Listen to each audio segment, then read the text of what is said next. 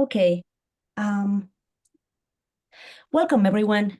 We are ready to start. My name is Rosario Rogel, and I will serve as host of this session. As a reminder, the code of conduct is in effect at all times. I'm about to start the recording, and I'm recording now, and the presenters may begin immediately after recording notification plays. Then, can you start, please?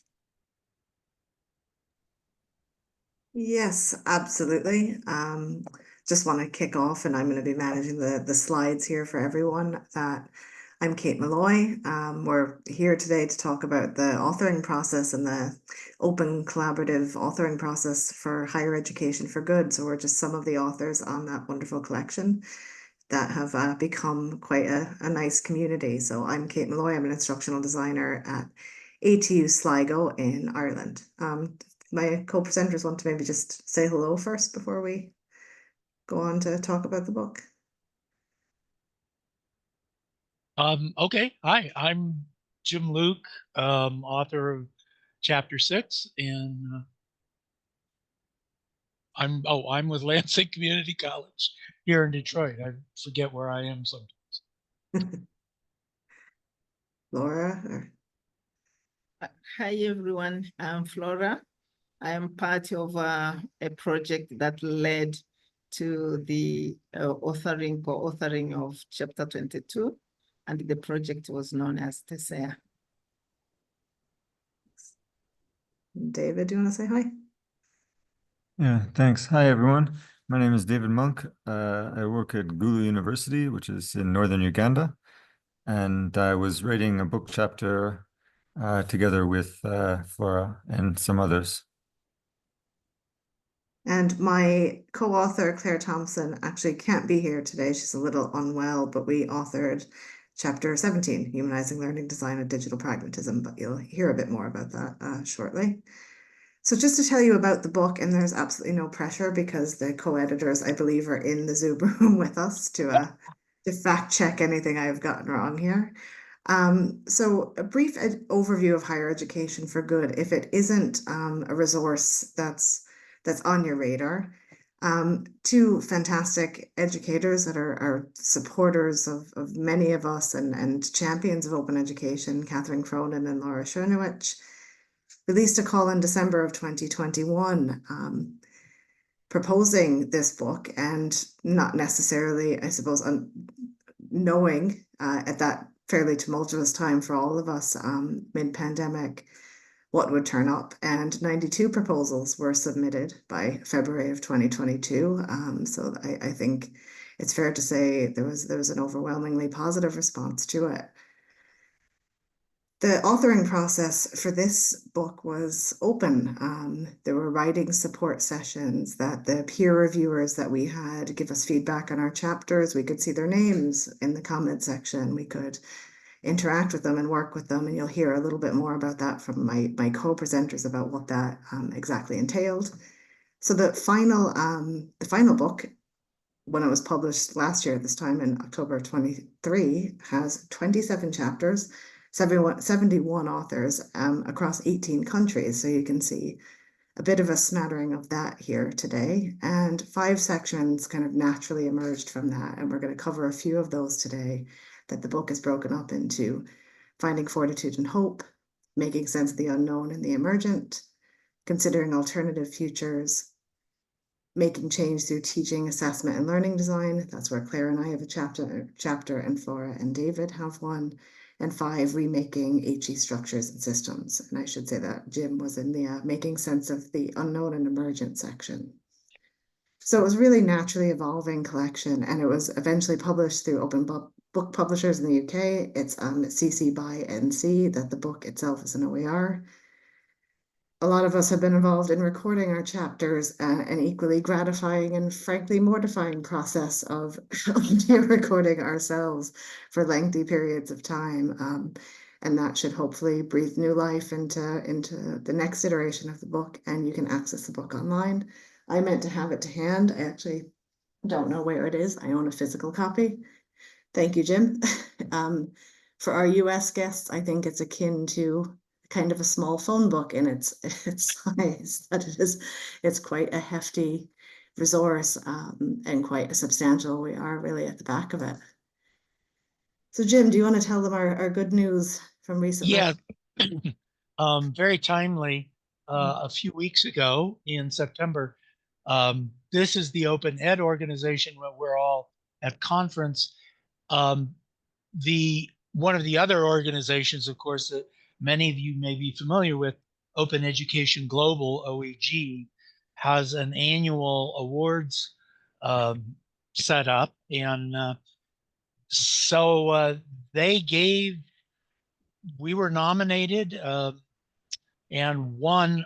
All of the people involved in the project, Higher Education for Good project, were awarded the 2024 Open Collaboration Award for coming together and being able to pull the book together. And that is, Kate mentioned, that's 118 people, 79 authors and artists, 36 peer reviewers, plus all of the authors acted as peer reviewers as well. And of course, the 3 editors, and in particular, Laura and Catherine. Calling them editors isn't adequate for their leadership, but what the reviewers of that award had to say, if you can flip now, Kate. Ahead of myself. Okay. As they described it as, the book fosters collaboration among individuals from around the globe, particularly amplifying unprivileged voices and promoting socially just perspectives. As an open access book, it fully supports the exchange of ideas facilitated by technology. Its journey of collective hope and positive imagining is driven by extensive representational breadth of the authors and the multimodal perspectives and stories they share in this work. I would add, when they say multimodal perspectives, it's really true. I mean, you've got the entire range from, regular academic, somewhat abstract theoretical chapters like my own, to poetry. I mean, you haven't lived until you've seen a research-based 30-page haiku, speculative fiction. That's just a lot of stuff. And the other comment they made is the collaboration is a great example of how a large multinational group of people can come together to create an open resource that makes a case for open education and its power to transform higher education and, by extension, society for the better. The scale of the collaboration and the breadth of topics addressed are impressive. So I don't have a lot more to add to those reviewers. I think what I would comment a bit about is collaboration is at multiple levels of this. And so if we can see the next one, Kate. For example, just this session here at Open Ed with us presenting is kind of like, in a microcosm, the same kind of stuff. We've got authors here from 3 different chapters, very different perspectives. We're coming together. Kate and Clare are from Ireland and European. I'm from the United States. Flora and David are in Africa. And yet we've been able to come together and work together. The process of what happened, and I think this also illustrates it, is when the call for papers for Open Ed came out, I thought, oh, hey, this is a great opportunity, especially when I saw it was going to be hybrid format. And through Laura and Catherine, I put out a call to all the other book authors and said, hey, anybody want to go in together and let's do a session. And Kate and some others and the others responded. But as we got closer to the deadline for the proposal, I had some very severe personal issues came up um, that I just couldn't deal with it very much. And I actually kind of suggested, I said, I'm sorry, maybe this was not a good idea.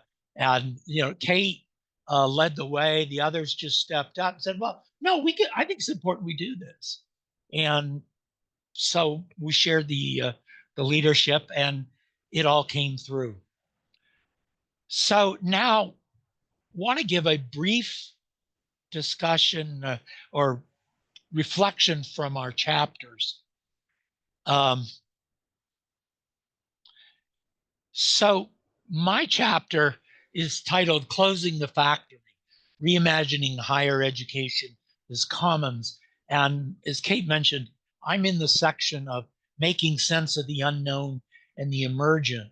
And I think the unknown portion of my chapter is I try to bring attention and surface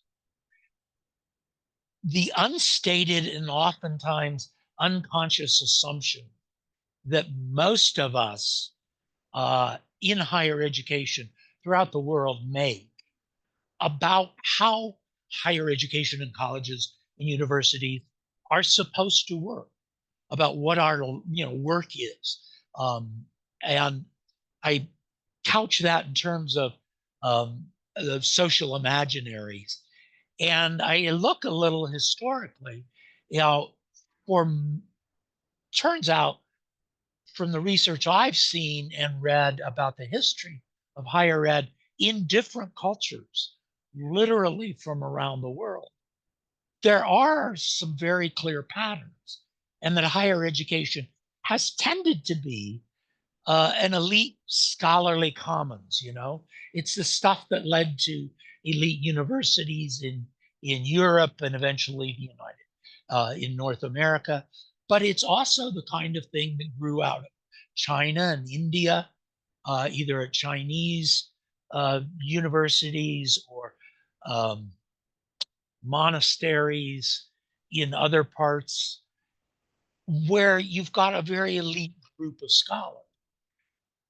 And about 100, 150 years ago, there was a big shift. And the shift was that economically, societies could finally have a need and able to support a lot more people to get involved in scholarly higher education type work. But as that happened, we didn't know how to actually do it.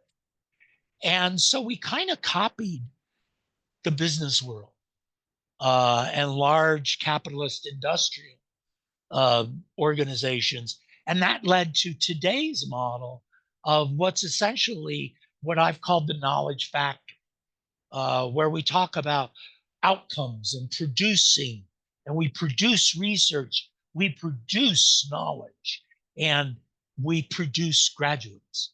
And I kind of get at, yeah, that was good because it allowed a lot more people to learn, but it doesn't really work. And it has a lot of problems. And that's where I talk about what's emergent, which is what I call the possibility of an open knowledge commons, and based on how a true commons works and sharing information and the kinds of sharing and technology that Open Ed and OEG do is the future.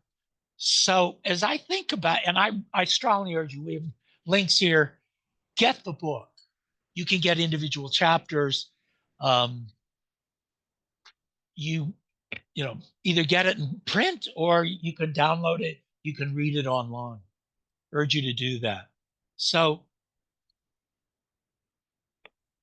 as I think about the process, what struck me in particular was the book or the project had an open review process, meaning unlike the traditional blind double peer review type thing where it's supposed to be so that we can commodify and pretend that we're meritocratic and all that other stuff about this product we're producing.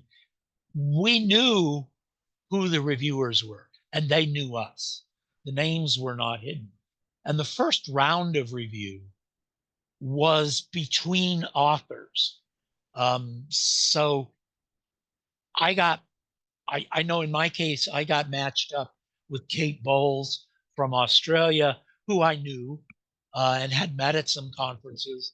And we decided, rather than just exchange written review comments, that we would actually just do a Zoom conversation. And I think Kate would back me up on this. I think that conversation really, really improved both of our chapters. And I learned so much from her, and she learned from me in ways that we couldn't have done otherwise. I think it also lowered a lot of the anxiety of the review process. And it also, for me personally, helped expand my perspective. I didn't feel as threatened by the review process like it's often done. So, and made friends. So I would do it again. I would give it a Yelp 5 stars for the review process. So with that, I'm going to turn it over to Kate. Thank you, Jim. And as I said, in case anyone missed it earlier, unfortunately, my co-author, Claire, is a little unwell and isn't here. So I feel like I've just been let out without supervision, and I can talk about anything I like. Don't tell her that. So yeah, so Claire and I wrote a chapter in the teaching, assessment, and learning design section around humanizing learning design, with a phrase I had coined probably a couple of years before this, about that tension of going to conferences and coming back wild with ideas and then running into institutional barriers and processes. And I had been floating around with this for a while, and we had both done a lot of work around learning design in our professional practice as two-thirds space professionals that have both held all of the job titles that you would expect in that space, like learning technologist and instructional designer, and I believe she's been a digital education consultant and now I will get the title wrong, whatever her lecturing full title is now at Harriet Watt, and she focuses on digital pedagogy. And coming from that third space, it's kind of an odd space to be in terms of being an academic and struggling with that identity. And as Jim has already alluded to there, maybe in the peer review process, about being tested or feeling like you're put on the spot, maybe in the more traditional space. Like Claire and I had been collaborating for a couple of years before this. She's now in Scotland, but she'd been in Northern Ireland, so we were effectively in one actual island, but functioning in two different countries, so two different educational systems with different barriers. And Claire and I came to collaborate quite openly as well from just seeing each other's work at conferences. And it was actually her that reached out to me on Twitter when it was Twitter back when it was good and it connected so many of us so well. And that's how we started working together, and that's become a really valuable partnership, just to have that yin and yang of experience to combine. So what the chapter gave us a bit of space to do was just to reflect on our values, is that to strip everything back, write together, work together on what were our similarities and differences in terms of our professional practice, and try to write a practical advice guide for someone that was in this space, wanting to do better with digital technologies, that wanted to do better by their students, but ultimately maybe feeling, those institutional constraints, I think, that we all face, whatever our context. Claire and I in particular, because we came to know each other through certain networks, really draw upon the support of networks and our collaborators, and how vital it was, obviously during the COVID period, but for us, honestly, throughout our careers. And this new collaborative space, the new author space throughout the authoring process, and what we're functioning in now, and presentations like this, it's just iterative. It just keeps going and growing, really. And what Claire and I do try to do is draw upon a rich variety of just contexts and voices. So once we strip back our advice and got to grips, I think, with our own values, that Claire had linked a lot of our work to Adrienne Marie Brown's emergent strategy, and we were actually able to frame our advice, frankly, around her advice and around her elements as well. So it worked out really well. But in saying that, coming to our own reflections, and just to note here that we've also included some of the wonderful artwork for the book that I'll share these slides as well. And I know Catherine's putting links into the chat, but do have a look at the wonderful artists and activists that are included throughout the book. But just going back to that point about the editing and kind of the support and the review process. For us, I think where we maybe struggled is that because of our place in an institution that either we're in some sort of online learning unit or you're in a teaching and learning center, and though you might be central, folks like us don't always have a voice within an institution. And I think our guidance for staff effectively got a bit muddled. And it was actually Catherine's guidance that helped us structure our chapter to focus on micro and meso and macro aspects of our work and how the small iterative changes that we document in the chapter can actually bring about transformational change. And that just having that oversight and that someone that had that global perspective is really useful for us. For us, I'm not going to name any peer reviewers like you did, Jim. Our experience was really mostly positive, but we did have one reviewer that perhaps maybe didn't read the entire email and maybe didn't quite understand that it wasn't the traditional peer review process, which is totally understandable. That's what academic staff are used to doing. They're used to doing that blind peer review process. And I think it was maybe a little lost in translation that we can see names, we can see, who each other, you can see us, we can see you, and maybe there was a little bit of tact lost there, but it was actually a really good lesson that if you were on the other side of it yourself and you're giving someone feedback, and it is an open process, that how to manage that and manage that well and still be constructive, but also read the room and to practice kindness. So overall it was a really positive experience, but I think there probably was that sense of, oh, this is a bit new, this is a bit weird, this is a bit different, which I think is really useful for kind of bringing in the large group of folks that Catherine and Laura did. I think it was probably a valuable learning experience on all sides of it. And honestly, really, it was just the support of the wider community that was really valuable in this process, that when you look at the numbers for who was acknowledged in the OE Global Award, there's so many people and moving parts, as I've said, from editors to activists to peer reviewers, and the wider authoring community. It is really gratifying to be part of something like that and to be able to say, hey, this is something I've contributed to, and me. This was about my work with Clare, but I was lucky enough actually to contribute to a speculative fiction chapter in that section, looking at futures as well with the project team I was on at the time. So I'm really grateful to have been included, I think is my final reflection on this. And I want to give time to our colleagues here, to David and Flora, if that's okay.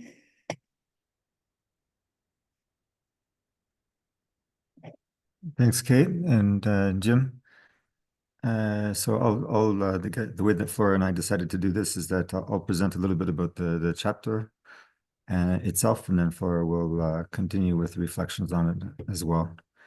For us, the chapter is written about a project we were doing for 5 years. It got extended, I think, to 6 years, which in itself was very ambitious, and somehow we managed to pull it off.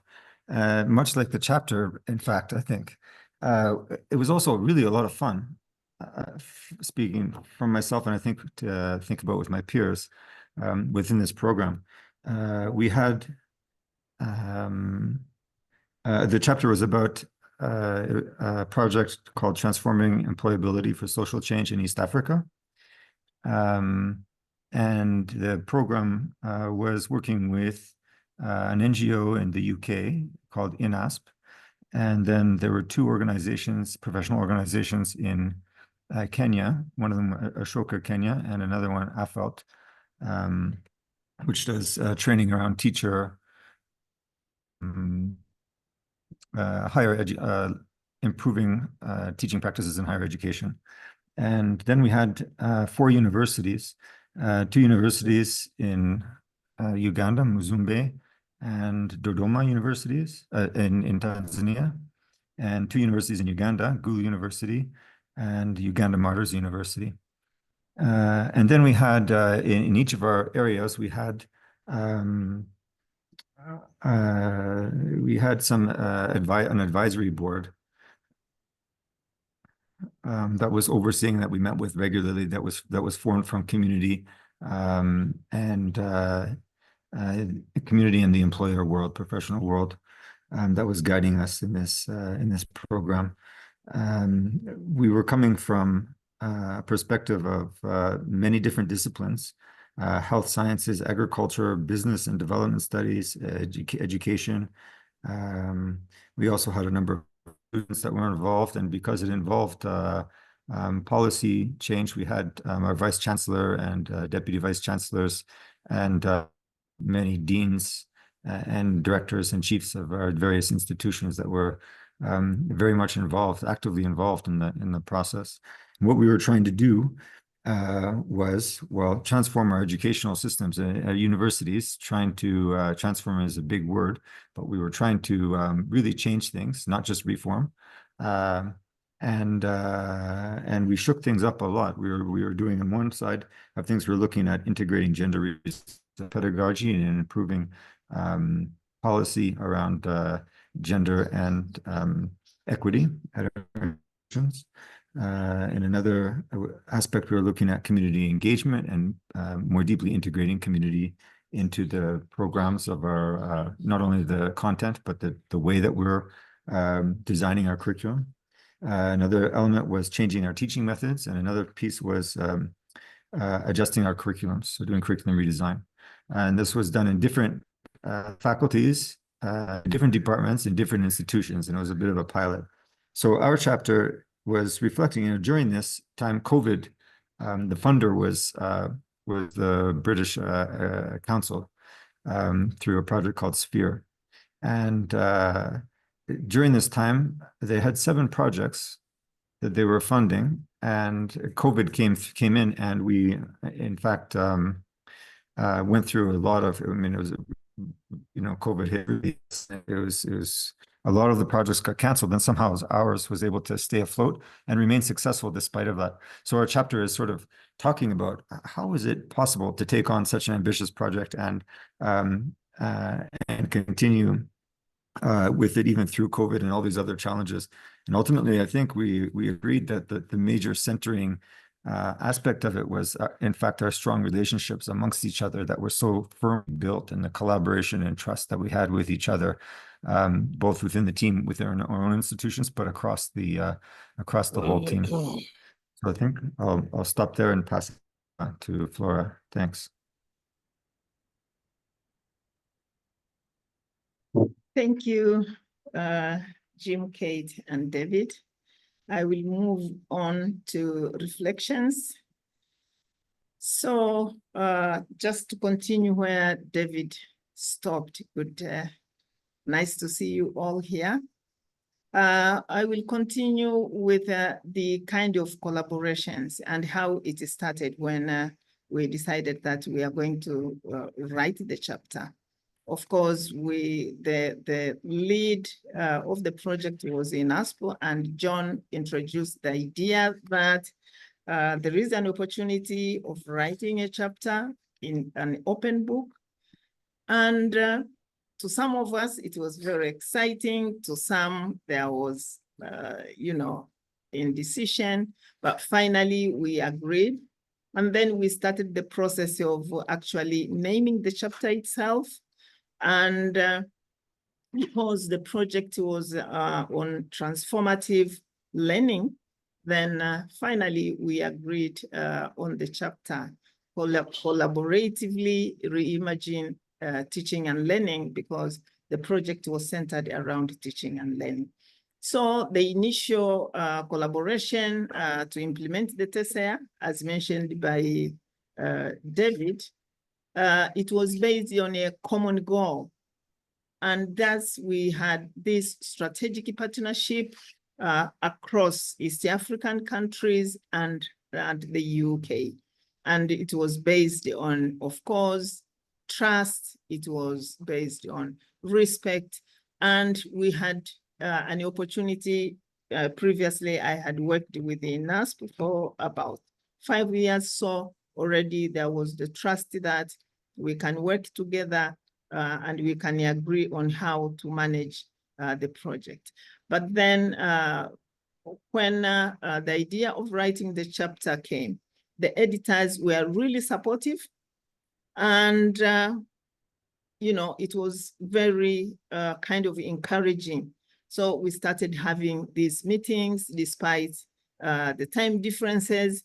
All of us could find time to actually allocate and try to fix our time so that we can have these meetings, initially divide who will write what in this chapter.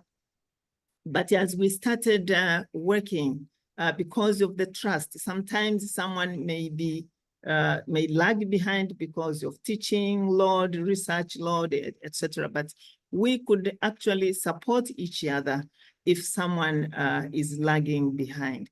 And really that helped a lot because we had agreed that we wanted to disseminate the outcomes of the project on employability in East Africa. And because we had developed a model which was tested, and we were sure that if disseminated through this chapter, it will help other universities within the African continent. But we believe because it's an open book, it will get read by other people and our methods within the chapter. So this collaboration was the one which actually drove us in writing the chapter. Of course, after being invited by the editors. So really the editors were very supportive, and it allowed collaboration amongst the authors, amongst the reviewers, and amongst the editors. And the editors played a very big role in being between the reviewers and the authors. So there was really communication, and there was an open communication, and people could ask questions, and people who were doubtful about open book, all the issues were able to be resolved. And there was a collective, of course, accountability for each team, not only the authors, but the editors and definitely the reviewers who were reviewing the book. And it was so supportive because we could go back and forth, we review, and then more reviews, and then more reviews. And there was such resiliency and collaboration during the process. So I would say really the experience here was transforming, not only for the reviewers, but I think the authors benefited a lot. And most of us were transformed really because we could work virtually, we could meet virtually until we produced the chapter. So I would say there was a lot of fun, and we are happy that our model has been published through our chapter. And we really appreciate that the editors had enough patience and worked with us through the process. So I will end up there. Kate? Thanks, Flora. And actually, you're correct. You're so correct about the dissemination, because your own chapter included, but there's so many chapters I don't know if they would have necessarily been on my own radar that I'm pointing people to now. That it's so handy to have things as as part of a collection when there's so many diverse perspectives and diverse projects documented in one collection. It certainly proved to be an OER for me, or at least something to point my colleagues to for light reading. So, folks, I'm watching the time beside me. I know we only have about 4 minutes here. What we had strategically done in case any of us got overzealous and spoke too much about what a good experience we had overall. We just put together some quick thoughts here, but I'd like to maybe just move quickly through those and let you folks come in here. What I do want to point out is what we noticed and in those reflections, what we could take away from it is really mirroring Catherine and Laura's manifesto towards higher education for good. I think we all understand that we're moving towards something, but that there are a lot of moving pieces and contexts when you're dealing with something as mammoth as global higher education. So, you know, there are certainly common threads that have emerged from this, and we can compare and contrast our challenges, you know, that we face and opportunities that we face throughout the chapters. But, you know, overall, I think there's probably a lot of reimagining to do, that it was really useful to spend time and space with other critical voices. There was a value in the collective, and I just want to point out something Flora said in our last meeting that resonated with me when we were talking about, you know, what next, that we're, you know, that there's so much to still share about this process, aside from the book as the artifact itself. And as we move towards a higher education for good, Flora referred to the project as both still living and growing, which I think linked nicely with the artwork from Julia Forsyth around Vessels for Hope. So I think this project, thanks Catherine and Laura, again, for including in all of us and mentoring and supporting all of us. And we do see it as something that is still living and growing. So at that point, I might just pop these slides into the chat, but open up the floor, or look at the chat, or take a question or two if we have a minute.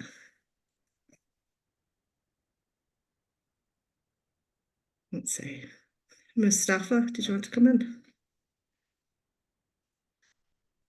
Yes, Hi. thank you. First of all, thank you so much for an amazing presentation and an incredible project. My name is Mustafa Sharifi, him from Iraq, recently graduated doctor, and joining in as an IFMSA delegate member, which is a student-led NGO. I have two related questions that I wanted to ask you while seeing your amazing project, which is the first one is, what were the basis of interaction that you had while creating the book? And if each of you had worked separately on your chapters and then met for the review process? And the other related question is that as there are a lot of and plenty of OERs being created by the minute, I was wondering if you're familiar with any frameworks for quality assurance for those OERs. Thank you so much. No, thanks a million for coming in. I suppose there's two questions there. Do any of my co-authors remember the process better than I do during the COVID period about how much we interacted? And maybe there's something there for Catherine and Laura about frameworks or any approach you took in terms of curating and editing. This may be a two-parter there. I don't know if any of my co-authors want to come at the time, because the COVID period is a little bit fuzzy for me.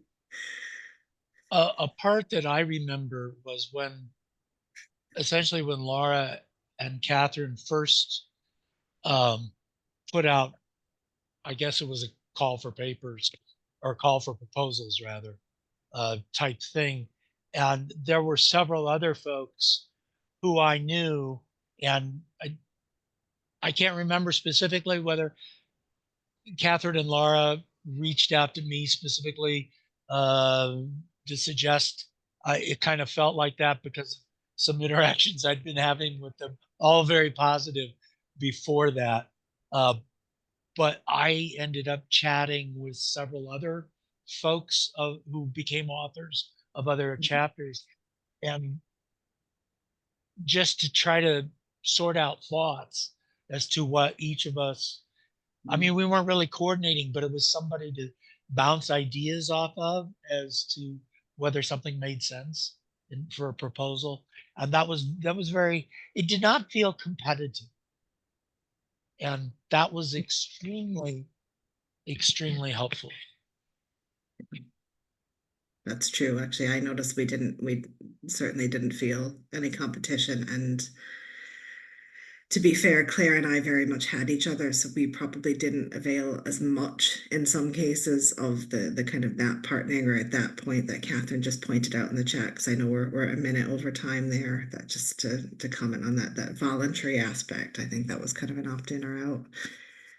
Any final comments, David or Flora? Oh, sorry, Rosario told us that the session is over, but we can stay. Anyone wants to stay for a few minutes and finish answering the questions? Is that okay? Yeah, it's fine to stop the recording if you want. I'm happy to hang around for a minute. Yes, if you don't mind, I'm gonna stop the recording, and you can stay at the room, no, to end in an informal way. Okay, I'm gonna make you the host, Kate, Okay. and Yep. you can, yeah, okay. I understand you have places to be.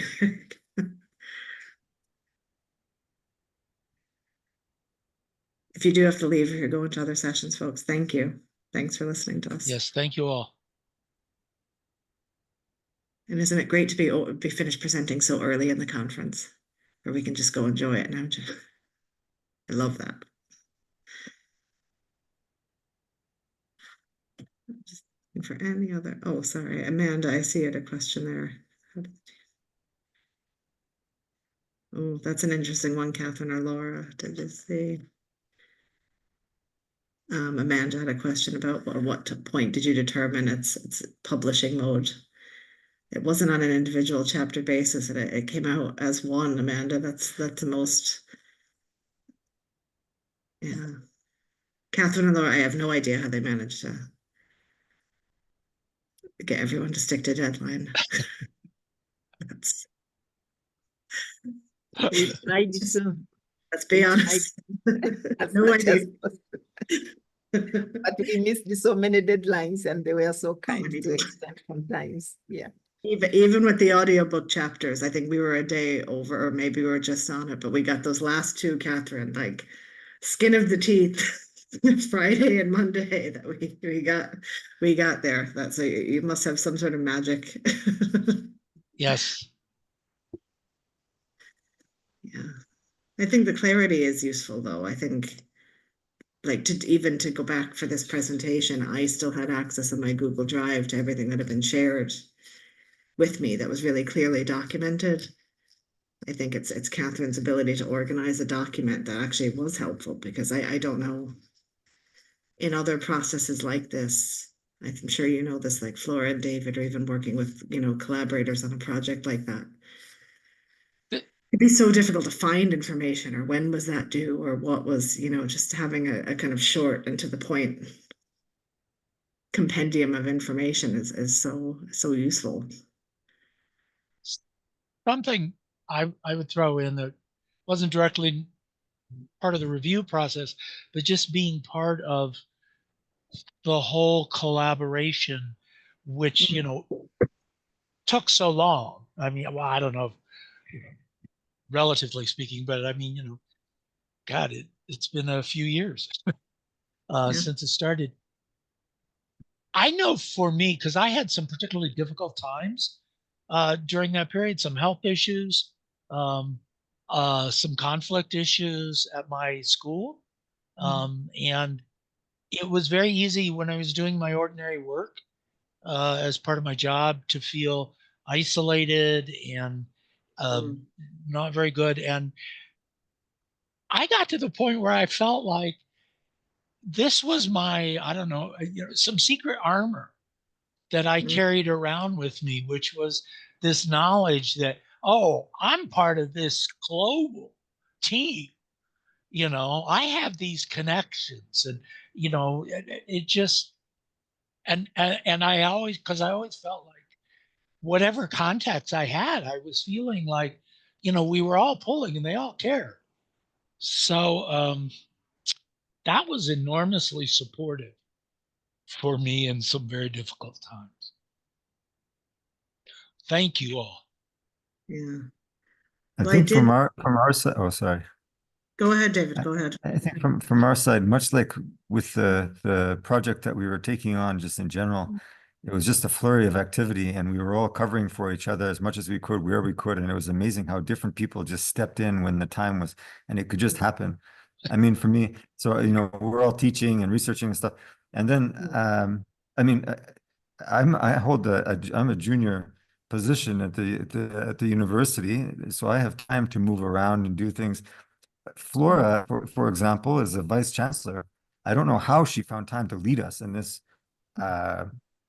program, but she was very active in the whole process. And maybe because you have those skills as a vice chancellor, maybe that also helped our process in writing the chapter as well. I don't know, for managing the thing. But really, we all just jumped in at different times and pulled in, you know, there's different people that are putting in heavy weight at the beginning, and then the reviews come back, and throughout it all, Catherine and Laura were just continually patiently. I mean, our how many authors? I think we had 8 authors in our. There was representation from all of the different parts anyway.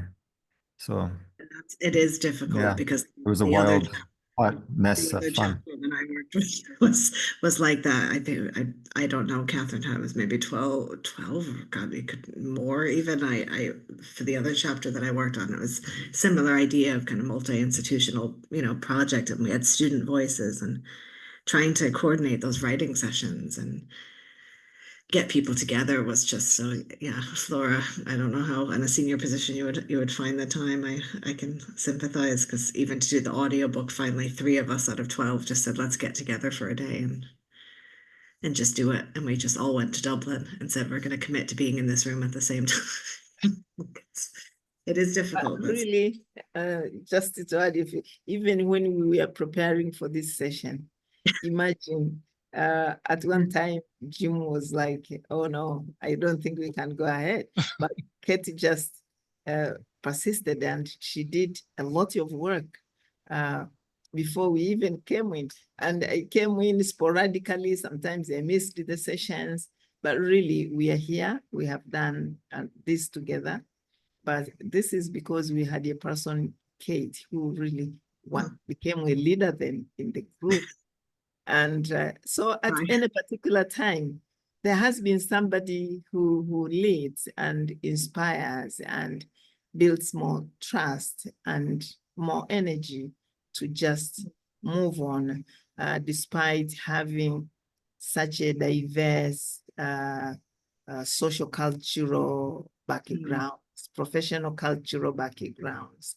But still, I think the trust and the inspiration just to support everyone else made a lot of difference. Not only during the writing, but I can imagine Catherine and Laura, they were so patient with us. Sometimes we miss the calls. So really, it's like this book coming into being published, and even now going into voice publication, is really hard work. And you know, having all these diverse cultures is just like an inspiration that the work would be read by different groups. People who have less access can access and learn from others. And really, I think that was the most inspiring part of the whole process until today. Thank you all. I got to sign out. I have to turn the office over to my wife, who's teaching a class in 10 minutes. Well, that's Thank you all. Thank you all so much for your voices, for your work, for your care, and it's just immensely inspiring to hear from you all. Thank you. Thank you for coming, Catherine. Thank you all. We'll see you at the rest of the conference. I'm planning on actually getting to sessions this time around. Thank you. Hi, Laura. Thank you for leading the session, Kate, and thank you, everyone. I know Jim for a while, and I was happy to step in if it could mean we got to work together or got to know each other, and we could see where it goes from here. It's always an opportunity, you know. that I didn't want to waste the opportunity after it came down to the, we had all gotten in touch, Catherine and Laura, and then Jim was dealing with things. And I said, well, should I just do it? We'll just put something in and, we persist, and just despite everyone has different commitments, but I'm glad we did it and we know each other rather than not doing it. So I think it's all worthwhile work. What you describe as authors is exactly what was going on behind the curtain with us as editors as well, because Laura and I fell down at various times with illness or family situations or whatever, but we just helped each other. I mean, that's how this work gets done. Yep, that's it. Step in where you can. If only our institutions function that well. I say because we're not recording. So. Oh, listen, folks, go on to another session. And I think, Rosario made me the host, so I have to end the session and get to a few more things. So talk soon. Lots of love, everyone. Bye. Bye, folks. Take care. Yeah. Thank you. Bye-bye. Take care.